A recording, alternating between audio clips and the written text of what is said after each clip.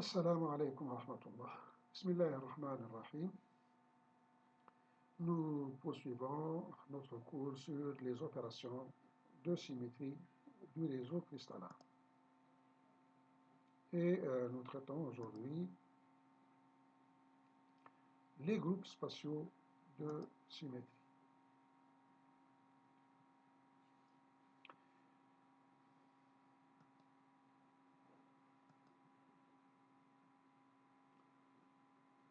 Nous avons déjà étudié les troncs de classe de symétrie et nous avons vu que les classes de symétrie ne permettent de rendre compte que de la symétrie d'orientation, en quelque sorte du motif cristallin. C'est insuffisant pour décrire l'ensemble du cristal. Pourquoi? Parce qu'il faut chercher la symétrie dite de position, ce qu'on appelle les groupes spatiaux. Comment trouver ces groupes spatiaux? Il suffit cette fois-ci d'introduire une translation particulière à certaines opérations de symétrie, à certains opérateurs de symétrie. C'est une translation qui, en aucun cas, ne doit déformer le cristal. Donc, il faut qu'elle soit en quelque sorte compatible avec la notion de groupe que nous avons étudiée auparavant. Et de cette manière, les opérateurs de symétrie que nous avons connus ne seraient plus concurrents en un point, puisqu'il y a une translation à chaque fois. Donc, ils ne seront plus concurrents en un point, et les points homologues ne seront plus limités, ne seront plus fixes. On peut avoir, donc, faisant des translations, on peut arriver à une infinité de points homologues. C'est une manière, en quelque sorte, de donner une description, je dirais, définitive du cristal. C'est une description définitive du cristal. C'est la limite de la description cristallographique d'un cristal donné. Maintenant, quelles sont les translations? Alors, on peut imaginer, par exemple, des translations simples, dites ou fondamentales, celles que nous connaissons déjà, celles qui définissent en quelque sorte le réseau cristallin, tau égale à UA plus VB plus WC, en donnant à UV, W toutes les valeurs entières possibles. Mais là, à ce type de translation, nous avons vu qu'en fait, qu'il ne conduit qu'à un déplacement d'un nœud à un autre, ou bien d'une maille à une autre. Donc finalement, ne conduisent à rien, en fait, elle n'apporte rien, si vous voulez, de plus à la symétrie que nous cherchons. Donc finalement, il faut que ces translations doivent être des translations du type inférieur à l'unité. Vous voyez, donc taux, il faut qu'il soit inférieur à A, inférieur à B, inférieur à C, ou bien la combinaison linéaire de ces trois paramètres. En fait, donc, bien sûr, il faut qu'il soit supérieur à 0. Parce que si c'est égal à 0, ça veut dire qu'il n'y a aucune translation, ça veut dire que nous sommes toujours au point de départ, en fait, nous sommes au point d'origine.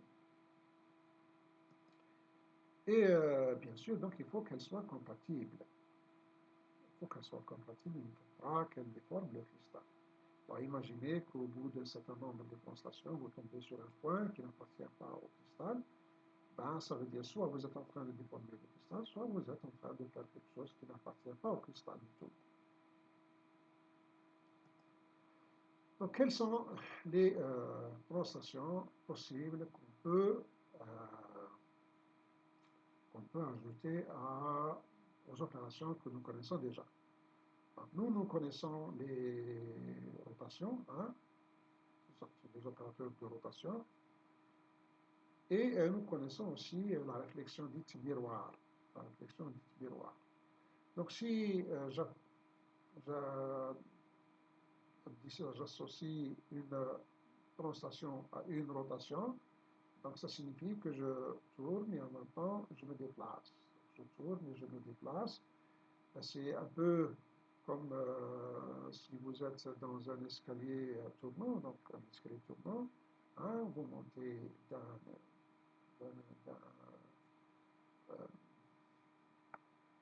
d'une marche et en même temps vous avancez. Donc vous tournez et en même temps vous montez. Donc vous tournez et en même temps vous montez. C'est ce type de rotation, ce type de rotation avec translation s'appelle donc axe hélicoïdal. Axe hélicoïdal. Par contre, si on associe une translation à un plan miroir, donc une opération miroir, vous voyez donc les plans miroirs, ils prennent pas seulement un point, ils ne prennent pas un point, ils prennent carrément un plan, carrément, hein, et le transforment par effet miroir, hein, donc il transforme son homologue par effet miroir. Donc si on associe une translation donc, à un miroir, eh ben, c'est tout le plan d'atome, un plan d'atome qui va en quelque sorte se déplacer et en fait on va dire qu'il va glisser, donc il va faire une opération miroir plus un glissement. Donc. Pour cette raison-là, donc les plans miroirs deviennent des plans de glissement. Donc vous voyez ici, ce qu'on peut tirer à partir de ces constatations, c'est que dans le cadre d'une symétrie plus profonde, en quelque sorte, un axe de rotation peut rester axe de rotation tout court, hein, donc il peut jouer le même rôle comme un axe de rotation tout simple, mais il peut aussi jouer une action encore plus générale en devenant un axe hélicoïdal, en devenant un axe hélicoïdal. Donc un axe de rotation peut rester axe de rotation, mais il peut aussi devenir axe hélicoïdal lorsque on lui associe une translation. La même chose pour les plans miroirs. Un plan miroir peut garder son caractère miroir, mais il peut aussi devenir plan de glissement si on lui associe également une translation. On va commencer par les axes hélicoïdaux. Et là, on va en quelque sorte considérer l'axe 001. Bon, on aurait pu considérer n'importe quel axe, mais si vous voulez, pour être plus clair, hein. Donc nous savons que la rotation autour de cet axe, donc, si vous voulez, autour de l'axe C, hein, d'ordre n, elle serait compatible avec les translations du réseau lorsque n égale à 1, 2, 3, 4 et 6. Nous avons vu que 5 n'existait pas et les axes de rotation au-delà de 6 n'existaient pas en cristallographie. Donc maintenant, si nous voulons associer une translation, on va considérer d'abord donc un nombre entier de rotation doit être égal à un nombre entier de pi. Un nombre entier de pi, ça nous l'avons déjà vu. Maintenant, si j'associe une translation, je dois dire que lorsque j'applique n translations parallèlement à l'axe, par exemple comme le cas ici présent, l'axe C, eh bien, je dois tomber sur un nombre entier de C. Je dois tomber sur un nombre entier de C. En quelque sorte, si je commence par un point qui est par exemple l'origine, 0, 0, 0, et je fais des rotations autour de l'axe C, hein, au bout d'un certain nombre de translations, hein, je dois trouver un autre point homologue. Si je ne trouve pas de point homologue en faisant mes rotations et mes translations, ça veut dire que je ne suis pas, soit je suis en train de déformer mon cristal, soit je suis en train de décrire quelque chose qui n'appartient pas au cristal. Donc il faut automatiquement que au bout d'un certain nombre de translations, je dois retomber sur un point homologue qui est donc en fait, cela correspond en fait à un nombre entier de C. Et là, à ce moment-là, donc je peux écrire ceci, que n taux égale à QC. N taux égale à QC, bien sûr. Donc Q doit être un nombre entier, bien sûr. Donc si n taux égale à QC, alors je peux donc écrire que taux égale à Q sur n C. Donc les translations possibles, ce sont cela. Il faut que Q soit un entier et n soit un entier. N, on sait ce que c'est. On sait que c'est égal à 1, 2, 3, 4 ou 6. Maintenant, on peut voir un peu les possibilités que je peux avoir avec Q. Là, je peux commencer par exemple par Q égale à 0. Si je mets Q égale à 0, cela signifie que taux égale à 0. Il n'y a pas de translation. Hein? Bon, s'il n'y a pas de translation, ça ne nous intéresse pas. Donc, on n'a pas besoin d'en parler. Alors, la deuxième possibilité extrême, c'est que Q égale à n. Alors, si Q égale à n, taux égale à C. Alors, si je mets taux égale à C, donc on tombe en quelque sorte sur les translations fondamentales, les translations élémentaires. Et là, encore une fois, je n'apporte rien de plus. Hein. Je n'ai pas introduit de symétrie supplémentaire. Et donc, c'est non. Encore une fois, donc non. Finalement, les translations possibles doivent être comme ça, supérieur à 0 et inférieur à 1. Doit être supérieur à 0 et inférieur à 1. Ce sont les seules possibilités. Alors, bon, on va regarder un peu ces possibilités. L'axe hélicoïdal, à ce moment-là, il serait noté n indice Q. N, c'est l'axe de rotation. Hein. 1, 2, 3, 4 et 6. Et Q, c'est, il indique en quelque sorte le vecteur de translation.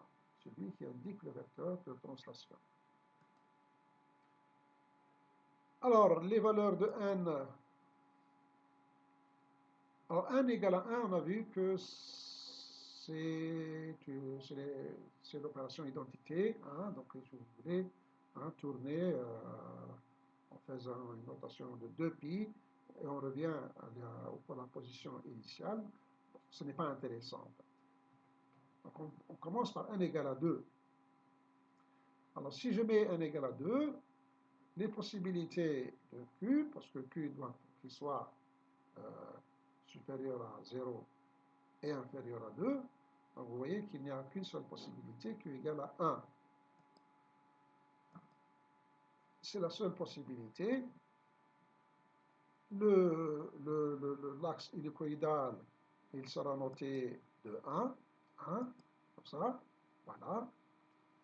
Et pour le représenter, on met le symbole de l'axe 2, qui est comme ça, et on lui ajoute deux petites ailettes, ce que vous voyez ici. Voilà.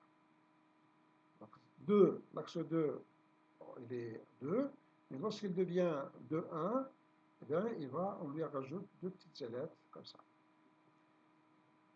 Pour dire que maintenant, ce n'est plus un axe de rotation classique, c'est un axe hélicoïdal.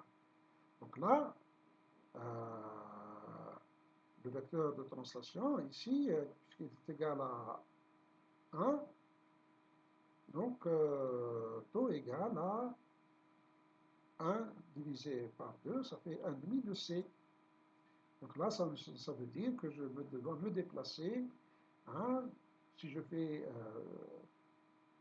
si mon axe hélicoïdal est parallèle à l'axe C, donc je dois me déplacer de la moitié de C à chaque fois. Donc je tourne le 2π, je tourne 2π sur 1, 2π sur 2, donc ça fait π, pardon, et je me déplace 1,5 de C. Voilà mon axe hélicoïdal. La deuxième possibilité, c'est n égale 3. Donc, lorsque n égale à 3, donc, les valeurs possibles de Q sont n supérieur à 0, donc 1, inférieur à 3, donc 2.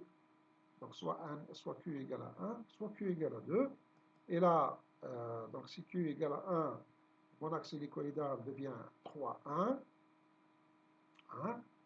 Et le symbole graphique, c'est un peu comme ça, c'est toujours un triangle avec 3 élèves. 3 élèves, 3, 1. Donc la deuxième possibilité, c'est Q égale à 2. À ce moment-là, l'axe électroïdal sera noté 3, 2. Et regardez le symbole du groupe, le symbole du groupe, le symbole graphique, c'est toujours un triangle, mais les élèves sont tirés dans le sens opposé. C'est une convention, mais c'est une convention qui est basée sur quelque chose de concret. En fait, ce n'est pas pour rien qu'on a choisi cette façon de faire. Nous allons voir par la suite que c'est réfléchi, ce n'est pas pour rien. Lorsque n égale 4, là nous avons 3 possibilités. Hein. Q égale à 1, ça fait 4, 1. Là, vous voyez, donc là, le taux de vecteur de translation taux sera égal à 1 quart de C, hein, parce que nous sommes en train de tourner autour de l'axe C. Et le symbole du groupe, il est graphique, il est comme ça, donc il est un cercle carré avec 4 ailettes. La deuxième possibilité, n égale à 2, ça fait 4, 2, là, toujours donc 2 ailettes, mais c'est toujours dans le même sens de rotation, donc le sens inverse des aiguilles de la montre. Ensuite, nous avons le 4-3. Hein, 4-3, vous voyez, le 4-3, il est dans le sens inverse hein, de 4-1. Donc, c'est les 4 ailettes, mais elles sont tournées dans le sens des aiguilles de la montre. Donc, là aussi, il y a une raison assez voilà, donc ce sont les 3 possibilités pour n égale à 4. Bon, maintenant, on comprend maintenant que pour n égale à 6, là, nous avons 5 possibilités. Hein. 6, 1, vous voyez, voilà. Ensuite, 6, 2, 1, 6, 3, 6, 4 et 6, 5. Alors, si vous regardez le sens des ailettes qui sont dessinées sur le symbole graphique, vous voyez là, nous avons 6 ailettes tirées dans le sens inverse des aiguilles de la montre. 6, 2, on en a 3. 6, 3, il n'y en a que 2. 6, 4, c'est toujours 3, mais dans le sens opposé. Vous imaginez maintenant que le 6, 5, hein, je devine que vous avez tout de suite compris. 6, 5, ce serait la même chose que 6, 1, mais tourné dans le sens inverse des aiguilles, et plutôt dans le sens des aiguilles de la montre. Vous voyez là, le 6-1 et le 6-5. Ici, 6-3, c'est un peu intéressant pour voir pourquoi, qu'est-ce que ça veut dire le 6-3. Le 6-3, c'est donc n égale à 6 et q égale à 3. Donc 3 sur 6, ça fait 1 demi. Donc là, le déplacement taux est égal à 1 demi de c. Hein, est égal à 1 demi de c. Voilà. Ici, c'est 2 sur 6. Donc, si vous voulez, un tiers. Là, par contre, c'est 4 sur 6. Ça fait 2 tiers. Voilà. Alors, pour illustrer ces axes hélicoïdaux, je vous invite à regarder cette, en quelque sorte, animation. Alors, vous voyez ici, nous avons donc un axe ternaire. On va supposer que nous avons un axe ternaire qui est parallèle à l'axe C. Là, vous voyez, donc nous avons ici l'axe C. Hein, une fois C, deux fois C, trois fois C. Hein, c'est un cristal. Donc, si vous avez un axe ternaire, ça veut dire que vous avez un plan cristallin. Par exemple, je ne sais pas lequel, hein, prenez ça, vous pouvez le trouver dans un réseau hexagonal, comme vous pouvez le trouver dans un réseau rhomboédrique, hein, donc l'axe ternaire. Mais, en fait, on va voir un peu ce que ça donne. Donc là, on va commencer à partir d'un point. et on va appliquer l'opération 3-1. 3-1, alors 3-1, si je m'explique, 3-1, ça signifie que Q égale à 1 et 1 égale à 3. Donc c'est le déplacement, ça fait 1 tiers de C. 1 tiers de C. Alors voilà, je vais commencer par exemple par ce point-là. Vous voyez, voilà le point. Il va tourner autour de l'axe 3, de 2 pi sur 3, comme ça. Voilà, il a tourné.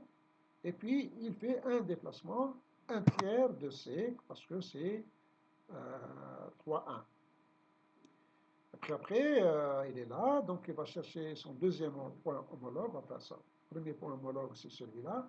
Le deuxième point homologue, toujours, il va faire une rotation autour de l'axe de 2 pi sur 3 et il fait un déplacement de C sur 3 ou un tiers de C. Il trouve donc son deuxième point homologue. Et il va continuer comme ça, hein.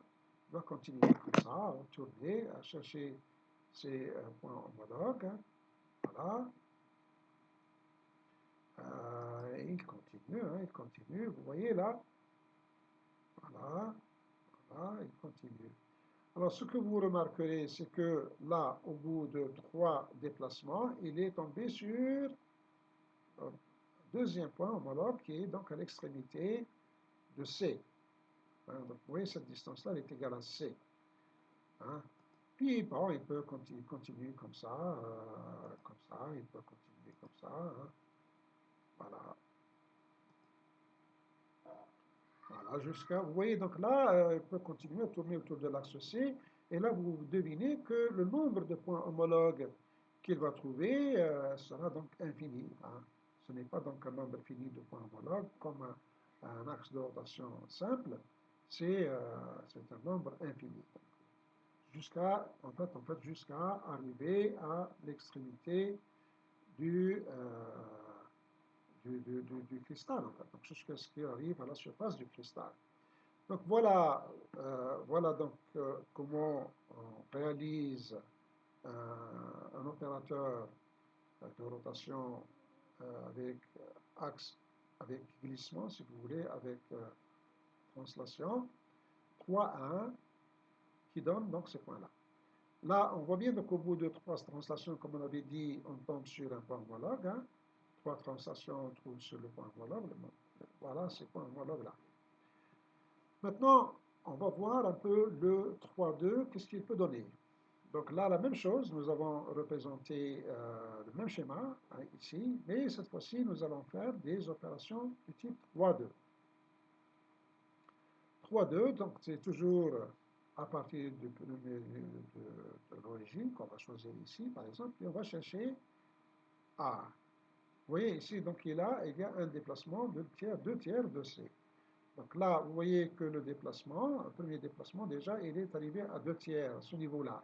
Hein, il est déjà arrivé à ce niveau-là.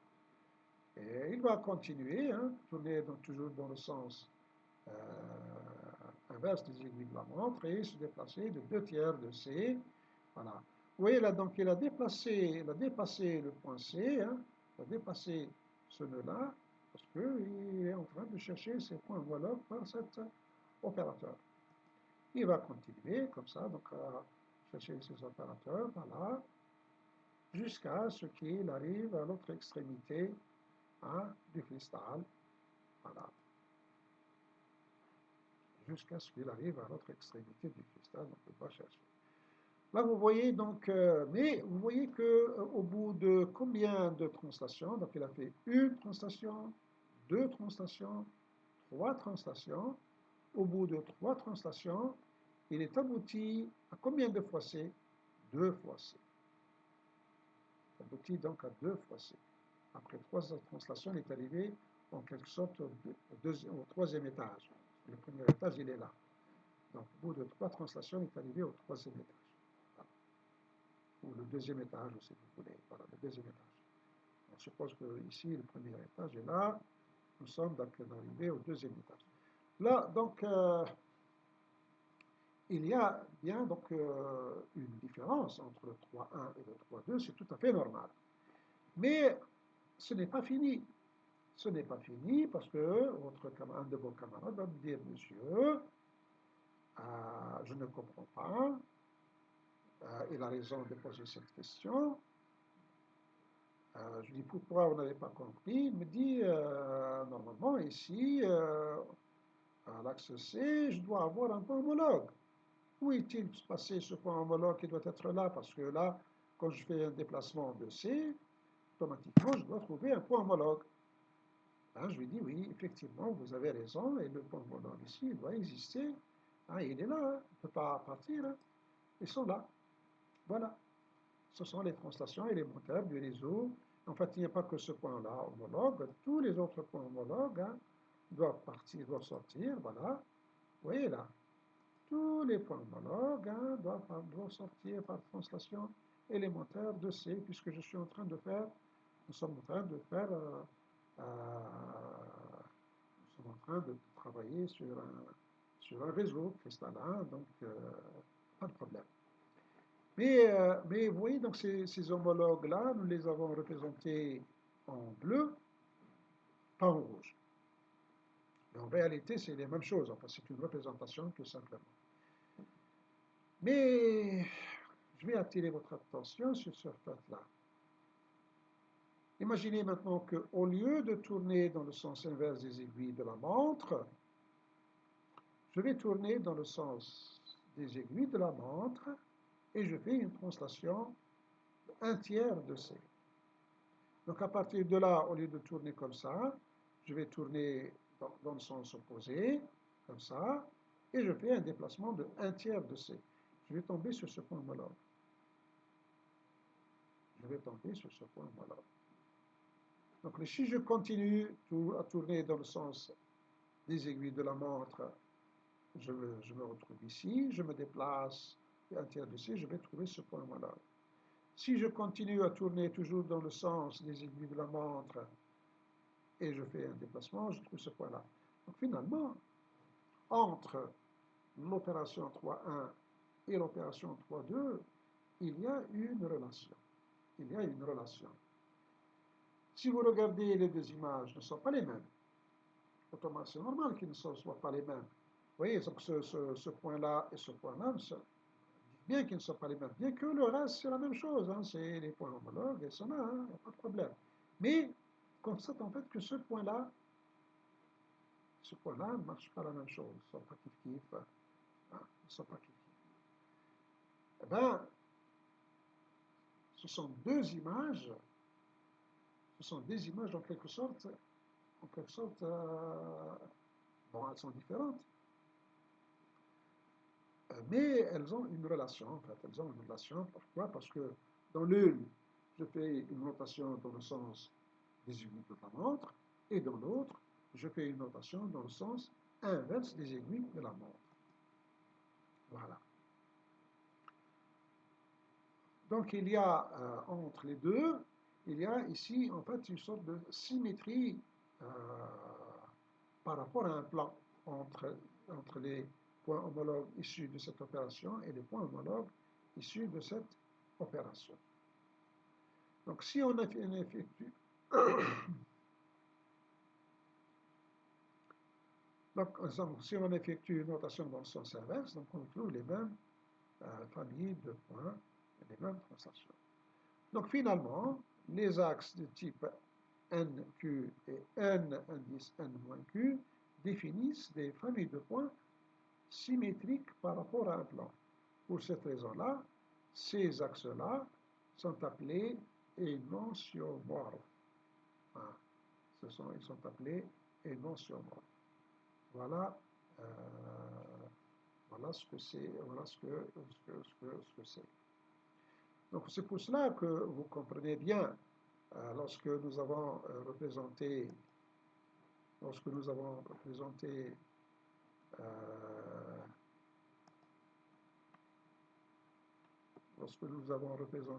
ces axes-là, hein, ici c'est NQ, et ici vous êtes en N-Q. NQ, Q égale à 1. Et ici, si vous mettez N-Q, ça veut dire 6 moins moins 1, ça fait 5. Voilà. Donc, N1, 6,1 et 6,5 vont donner des figures, en quelque sorte, qui sont symétriques par rapport à un plan. Ce sont des figures dites énantiomorphes. Pareil pour 6,2 et 6,4. Elles vont donner des figures énantiomorphes. Hein? N, Q et N, indice N moins Q.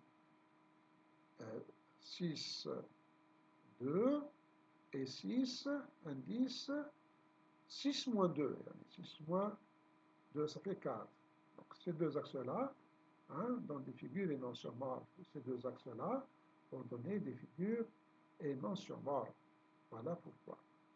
Pareil pour n égale à 4, 4,1 et 4,3 vont donner des figures énantiomorphes. Vont donner des figures énantiomorphes. Vous voyez, donc l'axe 4 peut être un axe 4, hein, tout court, pas de problème, donc il y a son déplacement, mais s'il y a un déplacement, eh ben, il va donc jouer un rôle plus important. Donc, en fait, l'axe 4, c'est la base, mais les autres, les 4,1, 4,2, 4,3, ce sont les possibilités, hein, de symétrie supplémentaire, donc, qui donnent donc une symétrie plus grande, plus générale. Voilà donc, nous sommes donc arrivés ici. Hein. Alors, pour représenter les points homologues sur un plan de projection, hein, par exemple, on peut commencer par un point ici, à 0. Je fais une rotation de 2π sur 4 et je fais un déplacement donc de 1 quart, plus un déplacement de 1 quart. Ensuite, déplacement 2 quarts, donc ça fait 2 quarts, 3 quarts, et finalement, je me retrouve en fait donc à un déplacement, disons, de l'axe. Si c'est l'axe C, ça sera donc C. Si c'est l'axe A, c'est l'axe A. Si c'est l'axe B, c'est l'axe B, en fait, et ainsi de suite. Donc, voilà. Et là, vous voyez bien donc que, là aussi, on trouve un nombre infini de points homologues. L'axe 4,2, l'axe 4,2, pareil, donc je suis en 0, et là, donc, je dois tourner de 2π sur 4, toujours, voilà. Et là, cette fois-ci, je me déplace de 4,2, ça veut dire 4 divisé par 2, ça fait 1,5. 2 divisé par 4, par contre. 2 divisé par 4, ça fait 1,5. Ça fait donc 1,5 de C, si vous voulez, ou 1,5 de A, ou 1,5 de B, ça dépend. Et là, au bout de 4 rotations, là, on aboutit à un point homologue qui se trouve à 2 fois C. Hein, 2 fois C. C'est noté comme ça. 4,3, c'est pareil, c'est le même type d'opération, mais cette fois-ci, je dois me déplacer de 3 quarts de l'axe. 3 quarts de l'axe. Et au bout de 4 opérations, hein, au bout de 4 opérations, je vais me trouver carrément donc à 3 fois C.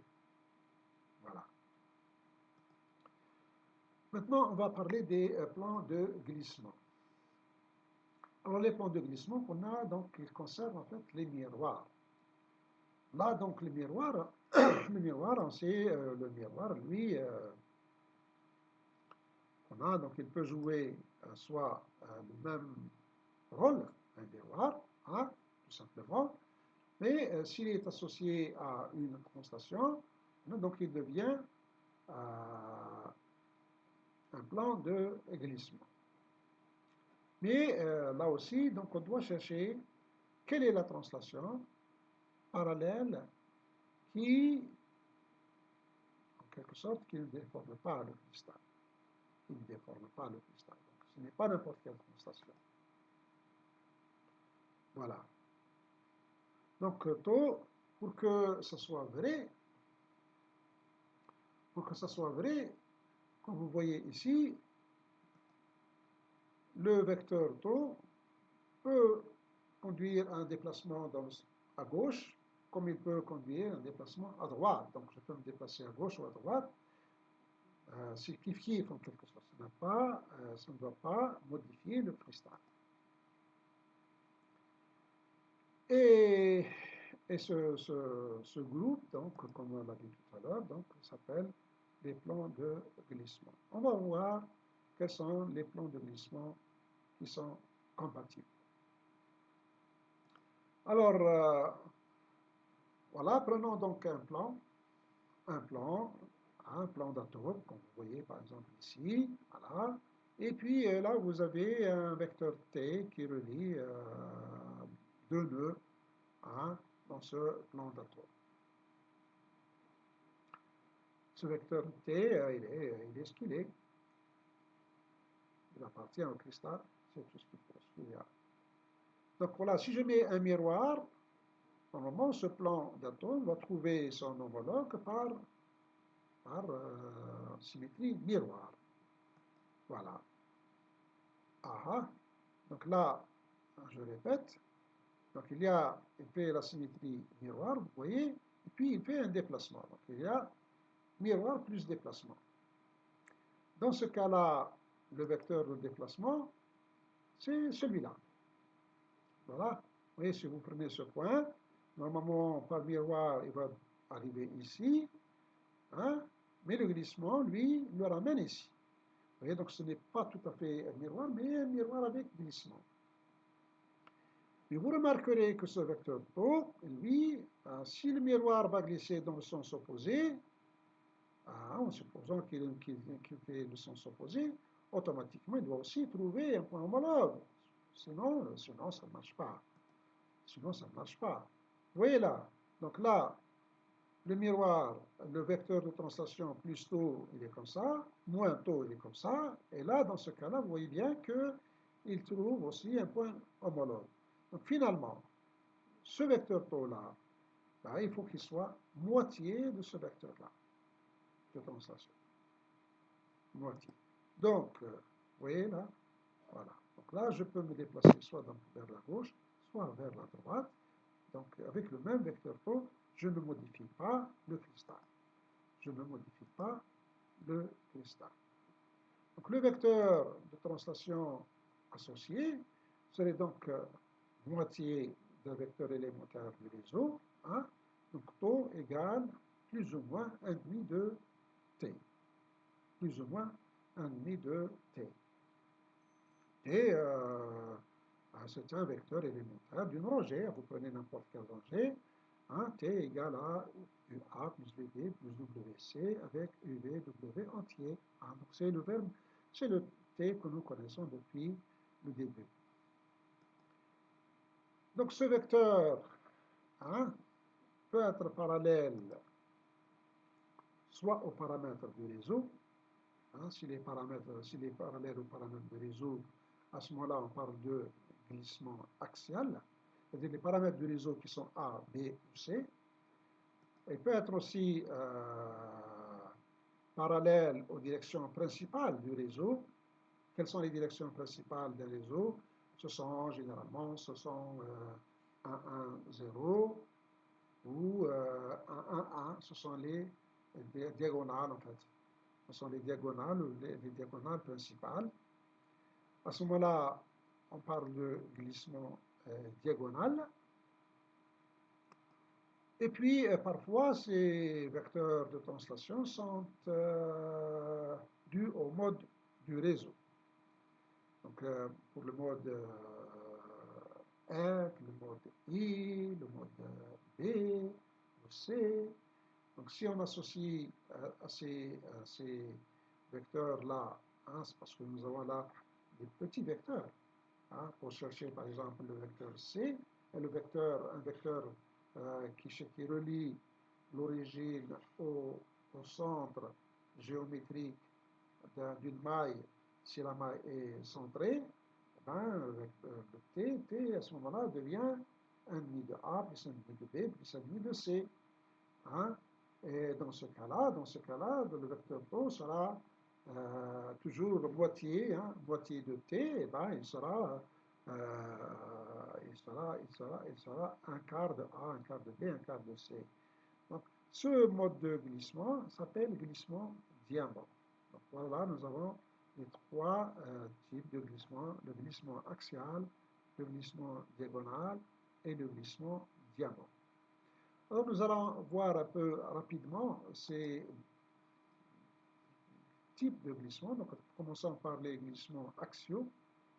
Donc, on a dit que les glissements axiaux, vous voyez, donc vous pouvez avoir un glissement selon le plan 0,01, ici, plan parallèle, perpendiculaire à l'axe C, par exemple, ce plan rouge, hein, ou bien un plan comme ça, donc 1,00 qui est là, hein, ou le plan 0,01 qui est là, plutôt, pardon, 0,10. Donc vous avez les trois, en quelque sorte, directions axiales, hein, trois directions axiales d'un cristal, imaginons. Donc, s'il est parallèle à l'axe A, donc taux égale à 1,5 de A, hein, s'il est parallèle à l'axe A, vous voyez ici le glissement parallèle à l'axe A, c'est un glissement qui est comme ça. C'est ce plan bleu-là, 0, 1, 0. Il est là, comme ça. L'axe A, il est là, et lui, il est parallèle. S'il est parallèle à l'axe B, taux égale à 1,5 de B, et s'il est bien sûr parallèle à l'axe C, donc taux égale à 1,5 de C, hein, taux égale à 1,5 de C. Voilà. Maintenant, les plans de type diagonaux qui sont notés N. Donc là, vous voyez, vous avez un plan comme ça, hein, par exemple, ou comme ça, hein, qui sont pareils. Hein. Puis, vous pouvez avoir aussi un plan comme ça. Voilà. Alors, parallèle à l'axe T égale à A plus B, à ce moment-là, taux égale à 1,5 de A plus B. Hein. Imaginez que vous êtes ici. Hein. Vous avez 1 plus A plus B, donc 1, 1, 0. Hein. Sinon, parallèle à l'axe B plus C, taux égale à 1,5 de B plus C. Et s'il est parallèle à l'axe C, taux égale à 1,5 de A plus C. Maintenant, les plans de glissement de type diamant, noté D. Alors, à ce moment-là, nous avons par exemple pour le mode C, c'est la base qui est centrée. Donc le vecteur qui va relier le nœud qui se trouve à la base, c'est 1,5 de A plus B. À ce moment-là, le vecteur de translation, hein, s'il y a un miroir comme ça, ce sera un quart de A plus B. Pareil pour le mode I, hein, 1,5 de A plus B plus C, donc ça fait un quart de A plus B plus C. Le mode F, nous avons trois possibilités, A plus B, B plus C et A plus C. Hein. A plus B, B plus C, A plus C ou C plus A, c'est pareil. Donc, sur 2. Hein. Donc, taux, ce sera donc un quart. Hein. Voilà. Donc, ce sont les trois modes, hein, de réseau cristallin et les glissements associés. La notation. Selon la Convention internationale, les symboles graphiques des plans de symétrie sont représentés différemment. Alors, pourquoi ils sont représentés? On peut les représenter perpendiculairement ou parallèlement au plan de projection. En fait. Donc, s'ils sont perpendiculaires au plan de projection, vous avez les plans de projection qui sont là,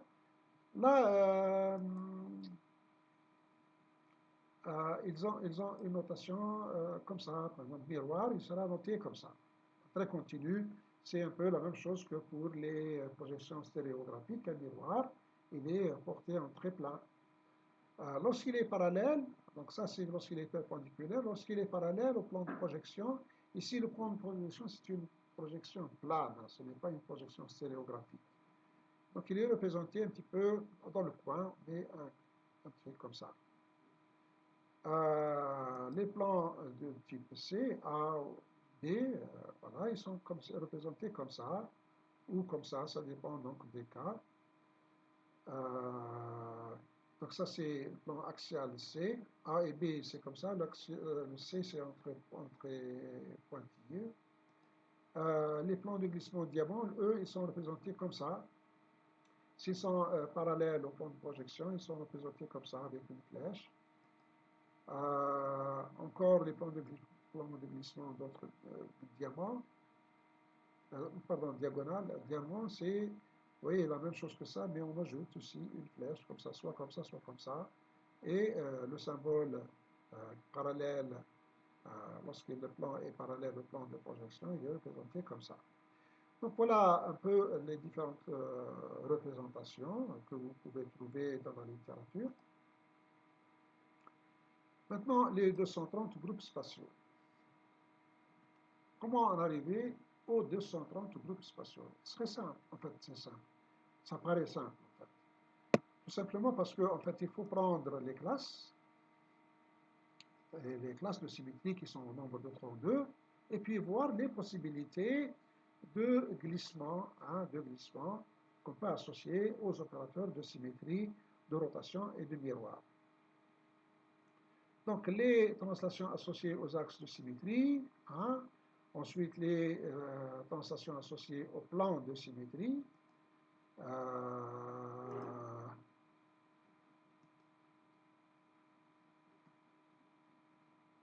ensuite, et puis bien sûr, ça associé au mode du réseau. Donc finalement lorsqu'on prend chaque classe de symétrie, va donner un certain nombre de groupes spatiaux. Un certain nombre de groupes spatiaux. De chaque classe de symétrie, on va trouver un certain nombre de groupes spatiaux qui sont en fait isomorphes. Pourquoi isomorphes? Parce qu'ils sont issus de la même classe. Parce qu'ils sont issus de la même classe. Le nombre de ces groupes devient 230. Le nombre de ces groupes passe donc de 32 à 230, qu'on peut trouver dans les tables internationales de cristallographie. La notation de ces groupes, comme on les note, donc là aussi on utilise la notation internationale dite Hermann-Gauguin. Voilà, donc ce schéma-là, il vous explique un peu qu'est-ce que c'est. Donc voilà, vous avez donc les classes de symétrie qui vous donnent des groupes spatiaux, des groupes spatiaux. Bon. Pour noter, donc là, on passe en quelque sorte à partir de la classe isomorphe. Qu'est-ce qu'on fait? Tout simplement, on va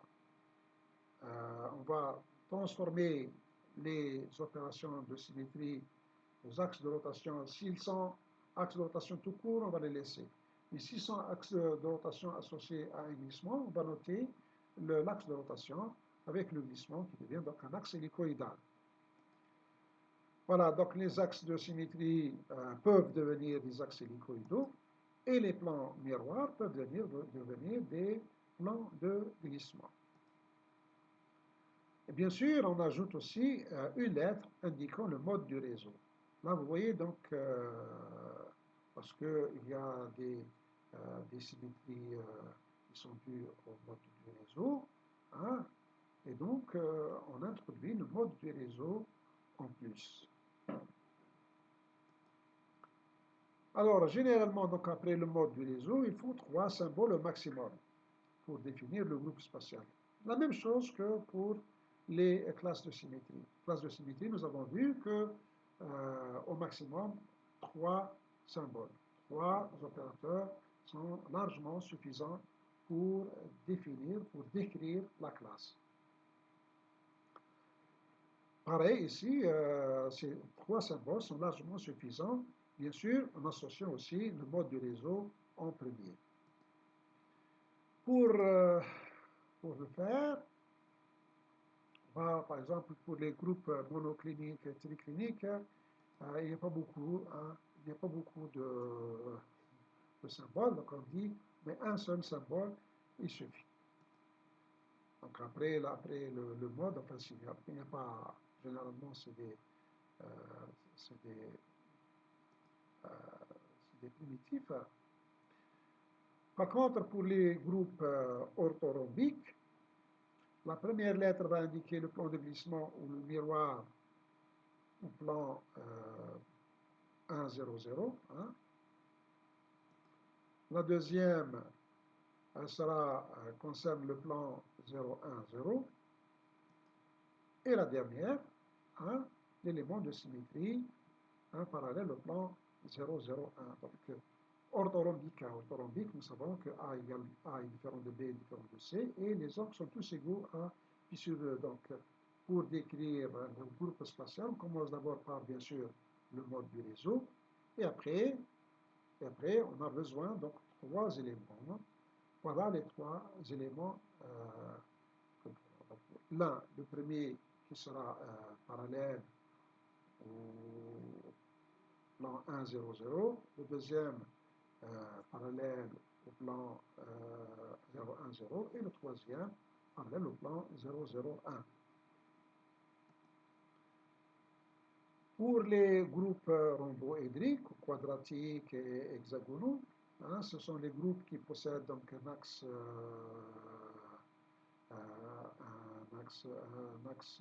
de symétrie dispensable. Hein. Alors, d'abord, on indique d'abord la nature de l'axe principal, après, bien sûr, après le mode du réseau. Hein. Et après, alors, ça dépend des cas. Hein, ça dépend des cas. On peut prendre soit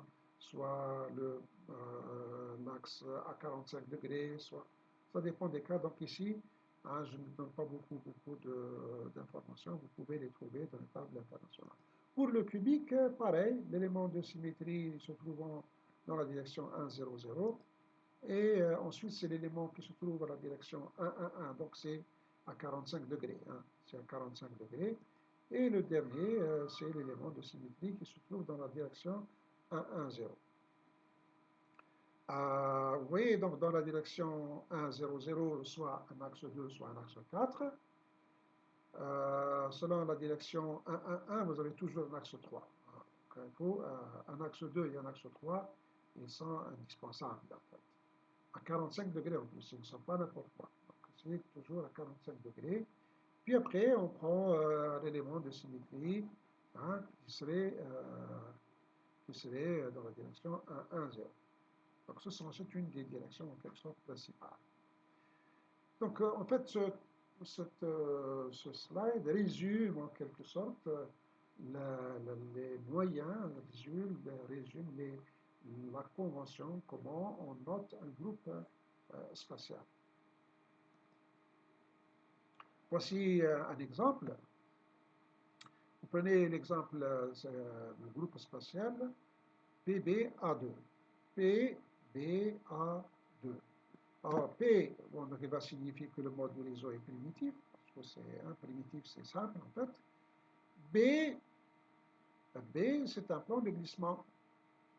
C'est un plan de glissement axial qui est parallèle à la direction 0, 1, 0.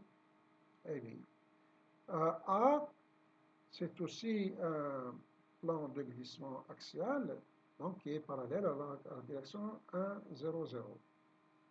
Nous avons dit, donc il est parallèle, B, c'est un plan de glissement axial parallèle à la direction 0, 1, 0, ou bien il est perpendiculaire à 1, 0, 0. C'est pareil. Hein. A est un plan de glissement qui est parallèle à la direction 1, 0, 1, 0, 0, ou perpendiculaire à la direction 0, 1, 0. Voilà. Et là, nous avons un axe 2 qui est parallèle à la direction 0, 0, 1. Donc, il est selon l'axe C. Donc, vous voyez, donc, les trois symboles, l'un, il est selon l'axe A, l'autre, il est selon l'axe B, et le troisième, il est selon l'axe C. Pour retrouver la classe isomorphe, qu'est-ce qu'on fait? On va supprimer le premier symbole, P, on n'en a pas besoin. Puis après, qu'est-ce qu'on fait? Ici, c'est un plan de glissement. La B et A, ce sont deux plans de glissement. Ils vont devenir des miroirs. Puis là, j'ai un axe 2. Bon, il reste axe 2. Hein, si c'était un axe 2, 1, il va devenir 2. Voilà. Donc, le groupe spatial PBA2 va appartenir à la classe de symétrie M, M2, Et nous avons vu que MM2, elle est équivalente à MM. Et la symétrie totale de cette classe, on a vu qu'elle est égale à 4. MM, c'est 2 fois 2 égale à 4. Voilà donc on voit bien qu'à partir du groupe spatial, on peut déduire la classe isomorphe. On peut déduire la classe isomorphe à ce groupe spatial. Maintenant, nous allons voir un peu notre exemple, comment représenter la projection plane d'un groupe spatial. Alors, on va toujours prendre le groupe PB-A2. Donc, à partir de ce groupe spatial, si vous voulez, à partir du groupe spatial, on peut retrouver les coordonnées de tous les points homologues d'un point quelconque ici, Y, Z. Il suffit, bien sûr, d'appliquer correctement les opérations de symétrie B, A et 2 à un point X, Y, Z. Alors, on a vu, comme pour les projections stéréographiques, que chaque élément de symétrie va répéter en quelque sorte un point un nombre de fois, multiplié par le nombre de fois en quelque sorte de la symétrie totale. Et voilà, et on déduit le nombre de points homologues obtenus. Pour cela, d'habitude, on choisit un plan de projection. Généralement, on prend le plan AB. Puis, on représente aussi la trace des plans de glissement A et B. Alors, puisque nous avons deux plans de glissement, on va dessiner ces plans de glissement dans les positions A sur 4 et B sur 4. Voilà le schéma. Donc, voilà, nous avons le plan AB. Nous l'avons découpé en deux ici. C'est juste pour nous repérer. Et je vais représenter les plans de glissement de type A et B. Ce sont des plans de glissement axiaux. Et leur symbole, ce sont leurs symboles parce qu'ils vont être perpendiculaires au plan de projection. Donc, ils seront représentés par des tirets, ou un trait discontinu. Voilà, là, je vais prendre le glissement A. Là, c'est le plan de glissement A. Et le plan de glissement B va venir ici. D'habitude, on le représente à 1/4. Voilà le plan de glissement A et le plan de glissement B. Vous voyez, donc ici, nous n'avons pas représenté le 2, tout simplement parce qu'en fait, on a bien vu que dans la classe isomorphe, MM2, c'est la même chose que MM. Donc, le 2, pour le moment, on n'a même pas besoin de le faire. On va voir qu'il va apparaître tout seul. Alors maintenant, pour trouver les coordonnées de tous les points homologues, on va prendre un point quelconque. On va prendre un point quelconque, X, Y, Z. Voilà le X. Voilà, on a choisi X. Vous voyez, on a un X qui est, voilà, un Y, mais je mets X, Y, Z. Voilà. Donc, voilà. Comme il est projeté sur le plan AB, bon, Z, on ne le voit pas. On ne voit pas sur l'axe Z. Et maintenant, à ce point-là, je vais lui appliquer tout simplement les opérations de glissement B et le glissement A. Je vais commencer par le glissement B. Alors, je répète encore une fois, un plan de glissement, qu'est-ce qu'il fait? Il prend un point ou un ensemble de points, kiff, donc un plan carrément. Il le fait miroir, donc une symétrie miroir, et un glissement 1,5 de B, parce que c'est un glissement B. Regardez, voilà le point, il fait miroir et le glissement 1,5 de B. Vous voyez là, miroir, glissement 1,5 de B. Je répète, voilà, miroir et glissement 1,5 de B. Voilà. Donc, les coordonnées de ce point-là, je peux les déduire maintenant. Donc là, j'ai X, Y, Z. Ce point-là, il va se trouver à 1,5 moins X. Voilà, sur l'axe A. Sur l'axe A, j'ai 1,5 là, voilà, moins x, moins cette petite distance-là. Sur l'axe B, j'ai 1,5 plus y. C'est-à-dire là, voici 1,5, elle est là, plus cette distance-là, y, elle est là, voilà, elle est là. 1,5 plus y. Je continue. Je continue.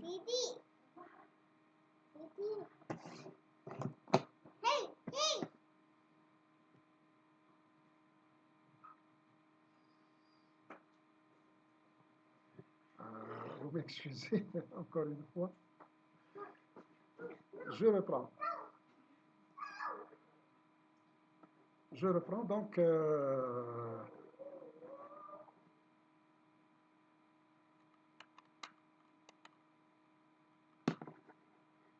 Donc voilà, c'est ce point-là. Je vais lui appliquer maintenant le glissement A.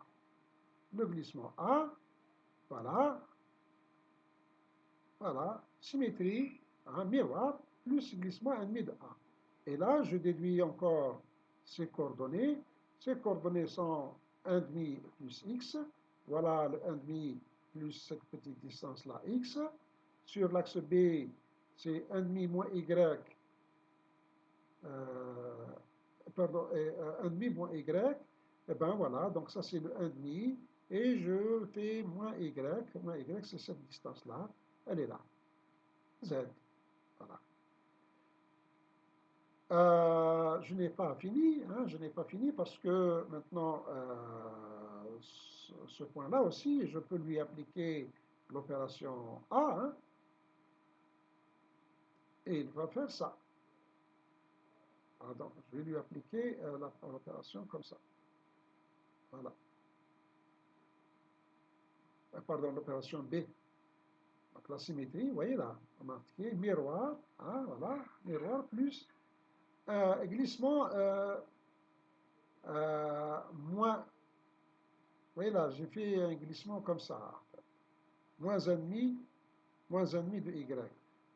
Quelqu'un va dire, monsieur, pourquoi moins 1,5? Pourquoi on ne fait pas plus 1,5? Je dis, c'est la même chose. On peut faire plus 1,5 ou moins 1,5, c'est exactement la même chose. Mais lorsque je fais le moins 1,5, je vois quand même découvrir quelque chose. Mais en réalité, ce point-là, lui, il a son homologue ici, hein, automatiquement. Hein. Regardez, vous prenez cette maille, elle est là, la maille, cette maille-là à côté, hein, là, vous avez ici une autre maille là, vous voyez le point, il est où? Il est comme ça. Donc, aucun problème, hein, aucun problème. Par contre, ce qu'il y a, pourquoi je le mets ici? Parce que là, on va découvrir, en fait, l'axe de rotation d'ordre 2 qui se dessine tout seul. Hein. Donc, nous avons un axe de rotation ici, nous en avons un autre ici aussi. Vous voyez là, vous faites une rotation de 2π sur 2. Voilà, de 2π sur 2, voilà. Donc, ça fait une rotation de π. Hein. Donc, on va sortir l'axe de rotation. Donc, ce nœud-là, ben, il est ici aussi par translation élémentaire du réseau, hein, pas de problème. Hein. Vous mettez translation A plus B, vous trouvez son homologue, c'est normal. Donc finalement, à l'intérieur de la maille, combien de points homologues j'en ai? J'en ai 4. J'en ai 4. On va redessiner, on va regarder encore davantage cette image et on constate que nous avons d'autres plans de glissement qui se dessinent. Vous voyez, donc vous avez un plan de glissement A ici, un autre plan de glissement A là, ce plan de glissement ici, et là aussi son homologue, un autre plan de glissement ici. Hein. Vous voyez, donc la même chose, vous prenez n'importe quel point, vous pouvez lui trouver son homologue par glissement. Vous voyez, prenez par exemple ce point-ci, vous faites une symétrie miroir, puis glissement moins 1,5, hein, moins 1,5 de B, et puis voilà, vous tombez sur ce point-là. Et si vous prenez ce point-là, vous faites miroir, plus 1,5 de B, vous donne ce point-là. Donc finalement, vous avez les miroirs ici aussi. Mais ce n'est pas fini. ce n'est pas fini. Nous voyons qu'il y a d'autres axes de rotation d'ordre 2 qui se dessinent. Vous voyez, donc là, voilà, vous avez d'autres axes de rotation. Hein, vous en avez, comme si vous en avez un ici, automatiquement, vous en avez un là, là et là. En fait, si vous remplissez tout l'espace par tous les points homologues, vous allez voir ça sans faute. Vous allez voir tout ça sans faute. Voilà donc, à partir du groupe spatial, on arrive à redessiner, euh, tous les points homologues et trouver leur position. Leur position. Et retrouver leur position. Dans un cristal réel, généralement, X, Y, Z, vous les connaissez. Hein. X, Y, Z, vous les connaissez. Et après, à ce moment-là, ce sera des valeurs précises que vous donnez. Ce n'est pas X quelconque, Y quelconque, Z quelconque. Mais ils sont connus. Un deuxième exemple, cette fois un peu plus compliqué que le premier. Cette fois-ci, on connaît les positions, hein, on connaît les positions de tous les points homologues, et on veut trouver le groupe spatial. Donc c'est un peu l'opération inverse. Donc là, on va chercher le symbole du groupe spatial, et sachant que nous avons donc les coordonnées des atomes hein, qui appartiennent à un réseau quadratique. Ici, quadratique signifie A égale B en fait. Alors cette écriture-là montre que ces points-là, c'est plus 0, 0, 0, et nous j'ai aussi ces points-là, plus 1,5, 1,5, 1,5. Donc finalement, donc j'ai 4 points, plus 4 points.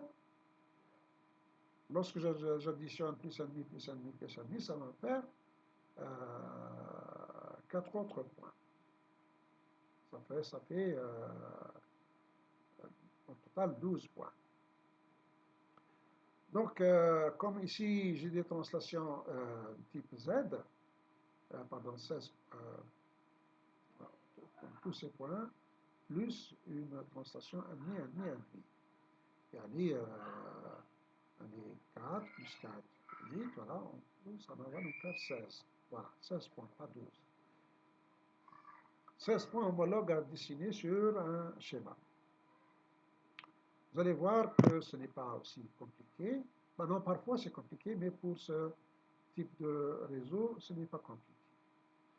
Là aussi, on va représenter un plan de projection AB.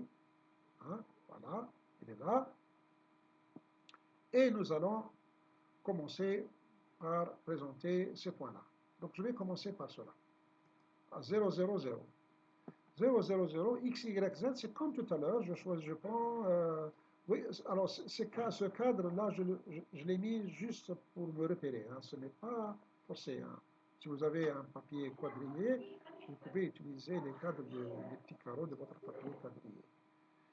Donc, X, Y, Z, je vais prendre X, Y, Z assez petit, hein, comme tout à l'heure, voilà, un petit X et un Y, voilà, comme ça. Et voilà, et j'ai le premier point homologue qui est là. Voilà.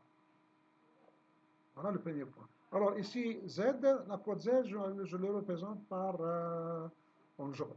Hein, voilà, la cote Z, parce que là, il se trouve à une hauteur Z. Donc il est à jaune.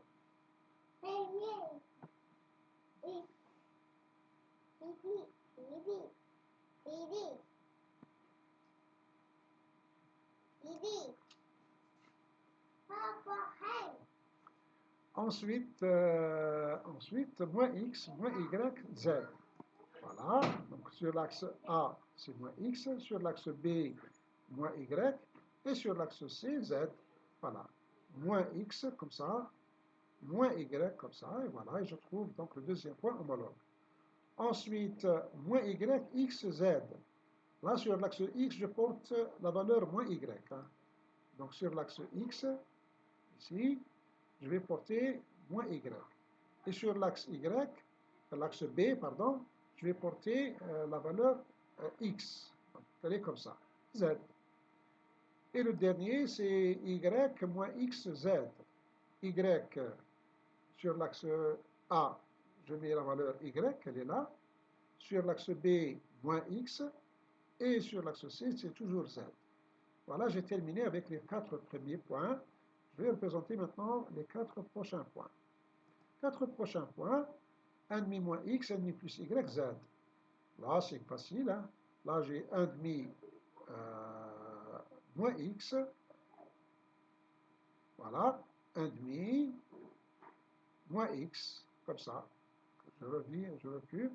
1,5 plus Y sur l'axe B, 1,5 plus Y plus cette distance-là, Z. Voilà. Je prends le prochain. 1,5 plus X, 1,5 moins Y, Z. Pareil. Donc 1,5 sur l'axe A, 1,5 plus X. Elle est là. Voilà. Plus X. Sur l'axe B, 1,5 moins Y. Voilà le 1,5. Je recule de Y. Voilà. Donc ça fait ce point-là, Z. Et l'avant-dernier point, 1,5 moins Y, 1,5 moins X, Z. Alors là, donc sur l'axe A, je porte moins Y, 1,5 moins Y, c'est ça. 1,5 moins Y, il est là. Sur l'axe B, c'est 1,5 moins X, voilà, 1,5 moins X, Z. Et le dernier, vous devinez, donc il est quelque part par là. Donc voilà. Donc, voilà, nous avons porté les 8 premiers points qui sont à la cote Z. Maintenant, je vais additionner, en fait, je vais associer une translation à tous ces points-là. Je vais leur associer une translation 1,5, 1,5, 1,5. Voilà. Donc, tous ces points-là qui vont se dessiner, tous les points que je vais dessiner vont avoir une translation plus 1,5, plus 1,5, plus 1,5. Donc, finalement, ce sera donc à la cote Z plus 1,5. C'est Z plus 1,5. Je prends le premier point, hein. X, Y, Z va devenir X plus 1,5, Y plus 1,5, Z plus 1,5. Alors, voilà, X plus 1,5, il sera là. Y plus 1,5, il sera là. Pardon, X plus 1,5. X plus 1,5, c'est là. Pardon, non, non, X plus 1,5, c'est ça, c'est ça. Y plus 1,5, il sera là. Voilà. Et Z plus 1,5, ben, donc, non, Y plus, pardon, oui, oui, Y plus 1,5. Donc ça fait ça. Il sera quelque part par là. Mais ensuite, donc, je dois ajouter Z. Voilà. Voilà, il est ici. Et donc, je peux trouver tous les autres comme ça. Hein, voilà. Voilà. Voilà, donc là, maintenant, j'ai 16 points. Hein. J'ai au total 16 points qui sont là et ceux qui sont là. En fait, là, je vais appliquer tout simplement les translations élémentaires du réseau, hein, parce que tous ces points-là, ils doivent se trouver ici aussi, ils doivent se trouver là, ils doivent se trouver là, c'est tout à fait normal. Donc voilà, je vais appliquer les translations élémentaires du réseau. Voilà, ils sont là, puis ils sont là, hein, voilà, et ils sont là. Donc, autour de, voilà, ce point. Donc là, je peux aussi compter le nombre de points qui se trouvent à l'intérieur de la maille. Je trouve aussi 16, tout à fait. Vous voyez, là, vous en avez 8, plus 8, ça vous fait 16. Donc, il y a bien 16 points homologues, hein, à l'intérieur de la maille. À l'intérieur de la maille. Voilà. Maintenant, je vais chercher en quelque sorte les opérateurs de symétrie. Je vais chercher les opérateurs de symétrie. D'abord, je vois que j'ai des axes 4. Vous voyez là, j'ai des axes 4. Ils sont là. Prenez n'importe quel point, prenez ce point jaune, vous avez ces homologues par rotation de pi sur 4. Vous prenez le point bleu, vous avez ces homologues par rotation de pi sur 4. Pas de problème. Ici aussi, c'est 4. Ici, donc tous les points là, donc c'est 4. Ici, vous en avez un axe 2, 1. remarquerez que vous prenez ce point-là, vous faites une rotation de 2pi sur 2, donc c'est pi, plus une translation 1,5, hein, parce que là, si vous êtes à la cote z plus 1,5, donc ça fait 2, 1. La même chose pour ce point-là avec ce point-là, ou ce point-là, quand vous prenez ce point-là avec ce point-là, c'est toujours donc une translation de 1,5. Donc là, c'est un axe de 1 qui se dessine ici. Cet axe de 1, vous le retrouvez ici, ici, ici, etc. Ici, par contre, vous avez un axe 4, 2. 4, 2. Pourquoi 4, 2?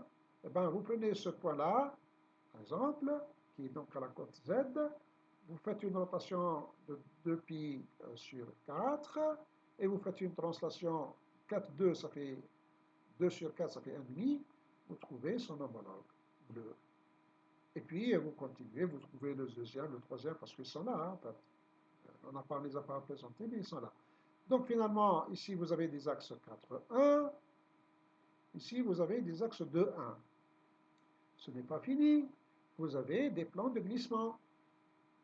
Vous avez des plans de glissement. C'est simple. Prenez ce point-là, faites un miroir plus un glissement 1,5 de B. Voilà, vous trouvez son homologue. Vous prenez ce point-là, pareil. Prenez ce point-là, vous lui faites un miroir et un glissement B sur 2. Eh bien, ça vous fait, vous trouvez son homologue. Donc là, vous avez un glissement B, hein. Pareil, ici aussi, vous avez un glissement A. Vous prenez ce point-là, vous lui faites miroir et glissement A sur 2, vous trouvez son homologue. Ce point-là, hein, ce point-là maintenant, pareil. Vous faites un miroir, hein, miroir, voilà, miroir, plus glissement A sur 2, vous trouvez son homologue. Donc finalement, vous avez des plans de glissement comme ça, des plans de glissement comme ça, en fait ils sont là aussi, ils sont là. Mais vous avez aussi des miroirs. Eh oui, vous voyez ça. On les a représentés ici en très fort.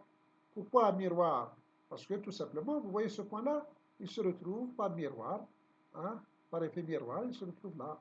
Ce point-là, il donne son homologue par effet miroir. Là, ici, il n'y a pas de glissement, il n'y a rien. Donc, c'est juste miroir. Et puis, tous les autres, par exemple, celui-là avec celui-là, celui-là avec celui-là, vous prenez ici avec celui-là avec celui-là. Voilà, donc, vous avez ici donc, des miroirs qui sont là. Et puis, vous avez aussi des plans de glissement comme ça, diagonaux. Eh oui, plans de glissement diagonaux. Comment vous pouvez le voir? Vous prenez un point, ce point-là, par exemple, voilà, ce point-là qui se trouve à la cote Z, vous faites un miroir, comme ça, miroir, plus un glissement dans la direction C. Hein? Vous voyez là? C'est un glissement axial, en fait. C'est représenté comme ça. C. La même chose ici. Prenez ce point-là, il fait miroir et glissement C sur 2. Donc, vous avez des glissements de type axiaux, vous avez des glissements. Ici, il n'y a pas de glissement diagonal, en fait. Ce sont tous des glissements axiaux. A, B et C. Et vous avez des axes 4, vous avez des axes 4, 1 et vous avez des axes 2, 1. Voilà. Sur ce schéma, je porte, hein, voilà. En fait, d'habitude, sur la classe, vous pouvez juste représenter ça, c'est suffisant. Maintenant pour trouver le groupe spatial. Alors, le groupe spatial, ici, d'abord, on commence par le mode du réseau. Le mode du réseau, lui, on sait que donc tous les points se déduisent par translation 1,5, 1,5, 1,5. Automatiquement, on peut dire que le mode du réseau est centré. Et ensuite, nous avons donc l'axe 4 là, parce que comme c'est un réseau à axe principal, donc on doit commencer par l'axe principal. Ici, c'est l'axe 4 qui est prépondérant, qui est là, donc parallèle à l'axe C. Ensuite, on peut prendre, voilà, vous avez des axes 4,1, mais c'est l'axe, vous avez l'axe 4,1, vous avez les axes de 1, pardon, ce que nous avons dit tout à l'heure, et nous avons les glissements du type A, B et C, et voilà. Voilà ce que nous avons expliqué depuis tout à l'heure. Bon, marinage. Maintenant, pour trouver le groupe spatial, bon, ça c'est le miroir. Pour trouver le groupe spatial, ah ben, on va commencer par le premier symbole qui est donc le mode de réseau qui est I. On a bien vu que tous les points se déduisent par translation ennemi, donc c'est le mode I. Et comme il s'agit d'un système à axe principal, donc on va prendre l'axe 4. Après l'axe 4, on va chercher le plan de symétrie ou l'axe de symétrie parallèle à 0, 1, 0. Hein, voilà. Plutôt 1, 0, 0, c'est un plan de glissement C. Voilà. Ensuite, l'élément à 45 degrés. Voilà. Vous voyez là, nous avons ici un axe, un plan de glissement C. Et vous voyez donc ici, vous avez un angle de 45 degrés. L'élément à 45 degrés, c'est le miroir. Il y a un miroir ici. Voilà. Donc finalement, notre groupe spatial va s'écrire sous la forme I4CM. I4CM. La classe isomorphe, pour passer à la classe isomorphe, donc on enlève le I, on n'a plus besoin. Nous avons 4, donc il reste 4. C, hein, C, lui, devient miroir, hein, parce que c'est un plan de glissement, il devient miroir, donc c'est 4M, qui est équivalent à 4MM en fait. Voilà, qui est équivalent à 4MM. Voilà donc comment on déduit le groupe spatial et la classe isomorphe d'un groupe spatial quelconque. Et puis, on voit bien qu'on peut redessiner le groupe spatial et on peut aussi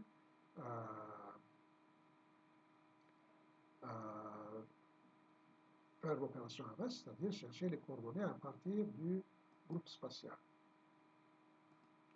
Voici un autre exemple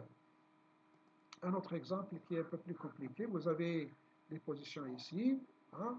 On prend les positions. Donc, comme c'est un centré, donc tous ces points-là vont se déduire par translation ennemi. Et là, voici les points qu'on veut. Vous pouvez vous amuser à le faire tout seul. Donc, je vous le montre comme ça. Et puis, vous allez retrouver tous ces points-là. Voilà, donc tous ces points-là se déduisent par translation ennemi. Et pourquoi on a mis comme ça? Parce qu'en fait, ils sont superposés, en fait, l'un sur l'autre. Parce qu'il y a x, y, z et x, y moins z. Vous voyez là, x, y, z, x, y moins z. Donc l'un, il est sur l'autre pour ne pas...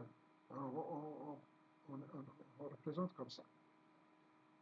Et ensuite, voilà, vous pouvez compléter, vous pouvez dessiner tout le reste. Voilà, vous déduisez donc des axes de symétrie. Hein. Vous avez des axes de rotation d'ordre 2 qui se dessinent un peu partout. Vous avez des axes de 1 hein, à l'intérieur. Et puis vous avez des plans, des miroirs. Hein, voilà. Hein, tout ça, c'est des miroirs, ça devient des miroirs. Voilà, oui, on voit bien que c'est des miroirs. Et puis, vous avez aussi des miroirs un peu partout. Et vous avez des miroirs comme ça. Des miroirs parallèles au plan de projection. Donc, on représente comme ça. Pourquoi? Parce que ce que vous voyez au-dessus, vous le voyez au-dessous, hein, à cause de x, y, z et x, y moins z.